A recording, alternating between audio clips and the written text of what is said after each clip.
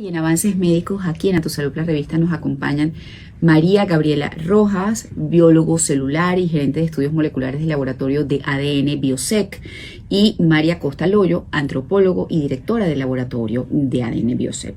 Con ellas vamos a conversar sobre el ADN y el rol del ADN en la determinación del vínculo biológico. Por supuesto, muchos de ustedes seguramente estarán enterados, habrán visto en películas.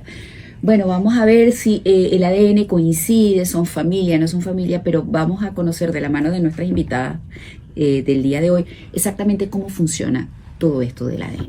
Buenas tardes, bienvenidas. Buenas tardes, María Laura, muchas gracias por la invitación a tu programa, un honor, un privilegio, y buenas tardes a tu audiencia. A ver, cada vez se habla más de ADN, para todo.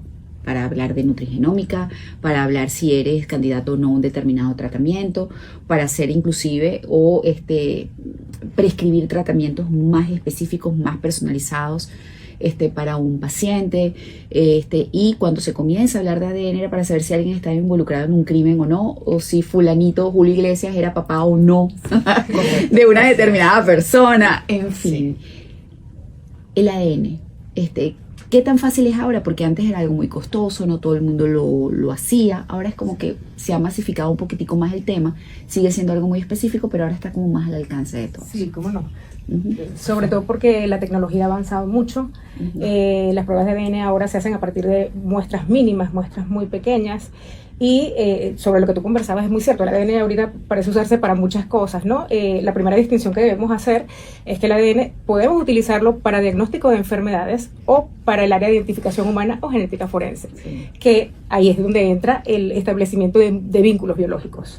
Así es. Y definitivamente a mí me da gracia porque cuando yo creé el logo de A Tu Salud, ustedes han visto que es una cadena de ADN, correcto, porque sí. El creativo que se sentó conmigo a ver qué hacer para identificar la marca, decía, María Laura, es la medicina del futuro. Ahí está todo. Ahí está qué es una persona, qué tiene tendencia a padecer. O sea, en la información del ADN está absolutamente todo. A ver, ¿qué tan sencillo o complicado puede ser establecer un vínculo biológico por el ADN? Sí, bueno, yo quisiera a tu audiencia guiarlos un poco y dar las bases para lo que vamos a hablar a continuación, que es el ADN. El ADN es la molécula de la vida, el ADN contiene el instructivo por el cual las células funcionan, ¿sí? Y el ADN transmite la herencia. Entonces, por allí ya podemos tener una idea de por qué nosotros estamos aquí y por qué determinación de vínculo biológico va con ADN ahora mismo en esta entrevista. ¿Qué sucede? La molécula como tal tiene unas porciones que se denominan regiones codificantes, que son las regiones justamente que entran dentro del estudio del área de la genética médica. ¿Esto por qué es así? Bueno, porque justamente ellas pueden, si están sometidas a cambio, hay problemas a nivel funcional. ¿Qué pasa con la genética forense o la genética que nosotros empleamos, el área en donde nos movemos? Básicamente, estas regiones son no codificantes. Ellas están allí, como entre región y región funcional, ¿sí? Y esas regiones, por el hecho de no tener esa presión selectiva, se le denomina en biología, que hace que si hay algún cambio, haya un comprometimiento a nivel funcional, entonces básicamente cambian y son altamente variables entre los individuos y nos permiten individualizar. ¿Cuál es la característica básica de estas regiones no codificantes? Son regiones repetidas, se le denomina, que pueden ser de distintos largos, 4 repetidos, 5 repetidos, 6 repetidos. Justamente María Laura, para un marcador molecular, tiene 5 repetidos. El mismo marcador, se analiza María Gabriela, tiene 7 repetidos. María Costa tiene 8, la señora por allá tiene 10. Entonces, ese número de repetidos es justamente en donde pone la genética forense la lupa para hacer la individualización. Es decir, esta persona es la que es familia de, es correcto, hijo no. Correcto, sí, justamente por el concepto que es la responsable de la herencia. ¿Cuál es la premisa de la prueba o cuál es la premisa de la que partimos para el establecimiento de vínculo biológico? Compartimos 50% del material genético con papá y 50% del material genético con mamá. De allí parte todo. Exactamente, ¿sí? El 50%. Exactamente el 50%, distribuido de manera azarosa, ¿sí? Porque el momento del entrecruzamiento del material genético, esto sucede de manera azarosa. Y por eso es que somos una mezcla perfecta de ambos. ¿Qué vemos nosotros a nivel de el análisis que hacemos? Bueno, nosotros tenemos que ver justamente esto, que si mamá es A y papá es B, el hijo tiene que ser AB. Entonces esto es la base, ¿sí? Con la que nosotros justamente trabajamos, y es importante que la gente haga esta distinción, porque si tú bien lo dices, es tu propio logo, A Tu Salud tiene una molécula de ADN. Ojo, hay material genético que se utiliza para un área de estudio y hay otro material genético que mucha gente no lo sabe, que es la que se emplea en forense, que tiene distintas características. Qué interesante, o sea, cuando vas a determinar algo, tienes que escoger qué es lo que vas a estudiar dentro de esa molécula de ADN. Por supuesto. Okay.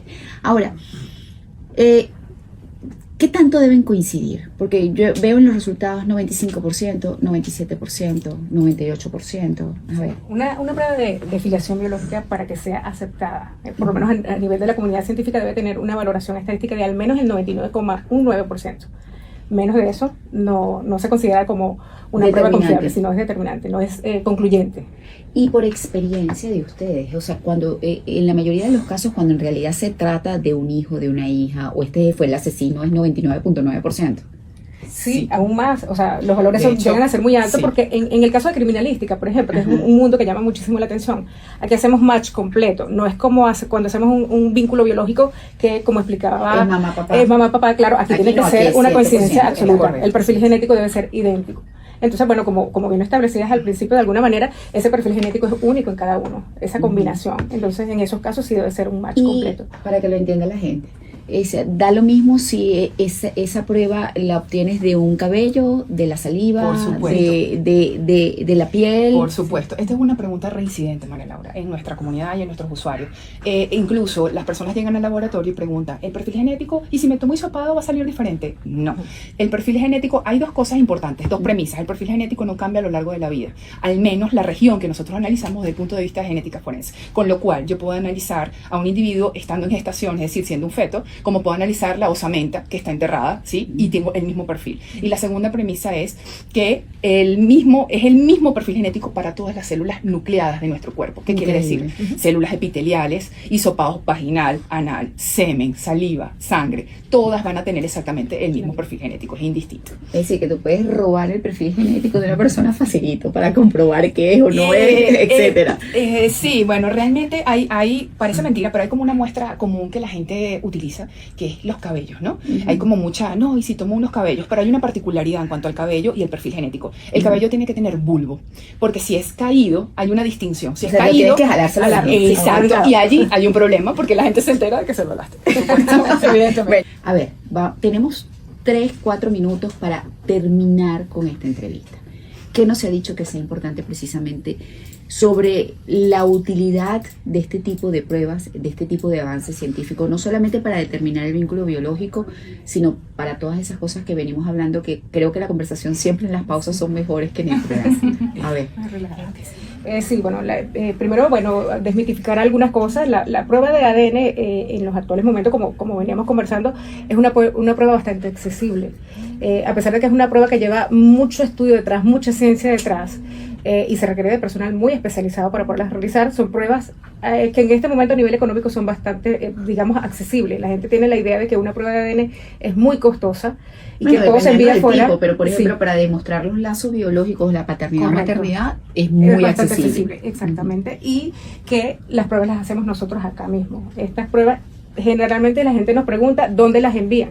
Las pruebas las hacemos nosotros acá. Hay unas que se envían afuera y otras que no. No, las pruebas de filiación biológica por lo general las hacemos acá. Exacto. Genética forense, lo hacemos acá también. Sí, cómo no. A ver, ¿qué es lo más asombroso que ustedes han visto como resultado de este tipo de información? Por favor. Bueno, hemos tenido casos que han sido sorpresivos, no solo para nosotros, sino para el que viene a hacer la prueba, donde la mamá no corresponde. Normalmente nosotros no tenemos en duda a la mamá, a pesar de que hay pruebas de maternidad también, obviamente. Pero nos ha tocado algunos casos en toda la historia, no es lo más común, pero sí nos ha tocado casos que hacemos una filiación y la mamá resulta tampoco ser. Es decir, le cambiaron su bebé. Y se enteran cuando el niño tiene 17 años, por ejemplo. Una película recientemente, un documental de un caso de unos gemelos en Colombia, muy famosa. Está el documental en Netflix donde unos gemelos fueron cambiados y crecieron siendo hermanos en cada caso de personas y la historia es como triste porque uno de los gemelos resiente mucho el lugar a donde fue a parar. Bueno, imagínate. Sí. Hay otro caso que de hecho ahora mismo recuerdo, se trataba de una identificación y en los casos de identificación nosotros tomamos como antecedente, o mejor dicho, los perfiles indubitados, que son los perfiles de los familiares que tienen a todas estas a una persona que extraviada o que presumen que sufrió un accidente o lo que sea. eran mamá, papá y un hermano. Había fallecido un hermano, o mejor dicho, el segundo hijo de la familia. Nosotros tomamos los perfiles, hacemos la comparación y resulta que mamá y el hermano dan positivo con el cadáver en este caso, y el padre no era el padre. Entonces, ¿qué pasa? Esa familia en particular, tanto madre como padre, eran ya señores mayores, los hijos eran adultos, y lo que resguarda la prueba, o sea, quizás esto sea importante para tus radioescuchas, el uso que le da el científico, el perito, a la información que encuentra, al hallazgo que encuentra.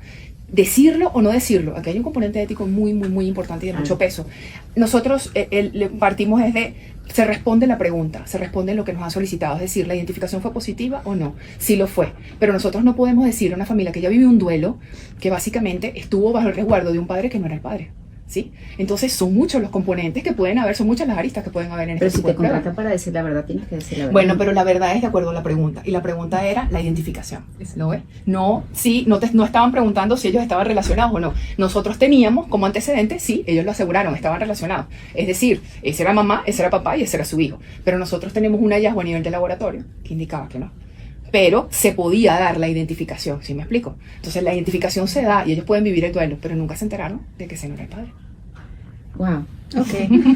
Así que bueno. El documental del que hablaba es Hermanos por Accidente, documental sobre 2 pares de gemelos intercambiados al nacer. La historia es sorprendente, se los recomiendo, aparece en Netflix y me extraña que ustedes no hayan estado enterados de este caso. Yo estoy enterada del caso, más no de la... Del documental que hicieron, no, el documental y con ellos hablando. O sea, no es que es algo actuado, claro, no. Claro. Desde la vivencia. Ellos dando el testimonio. Es increíble además cómo se descubre el tema. Obviamente un tema que luego se termina comprobando gracias a personas como ustedes. Bueno, son las 4:50. A ver, un poquitico de historia de lo que es el laboratorio que ustedes representan. Bueno, nosotros estamos ya a nivel privado en Caracas, instalados en el Multicentro Empresarial del Este. Bueno, hay una necesidad, digamos, a nivel nacional de este tipo de pruebas. Son muy pocos los laboratorios en el país que hace estas pruebas, y en Caracas particularmente, haciéndolo directamente en Caracas, no habían laboratorios. Entonces, por lo menos a nivel privado. ¿Sí? Qué bueno que estén aquí entonces. Gracias. Y gracias por tu amable invitación. Y bueno, estamos desde el año pasado, a pesar de que ya nosotros tenemos una trayectoria ya bastante larga trabajando en muchos sitios, pues decidimos hacer esto ya a nivel privado, instalados en Caracas, pues por la necesidad. Gracias por estar aquí. Estuvimos conversando con María Gabriela Rojas, biólogo celular, y María Acosta Loyo, antropólogo. Ambas pues forman parte de este equipo del laboratorio de ADN Biosec. Nosotros vamos a despedir nuestro espacio y lo hacemos así.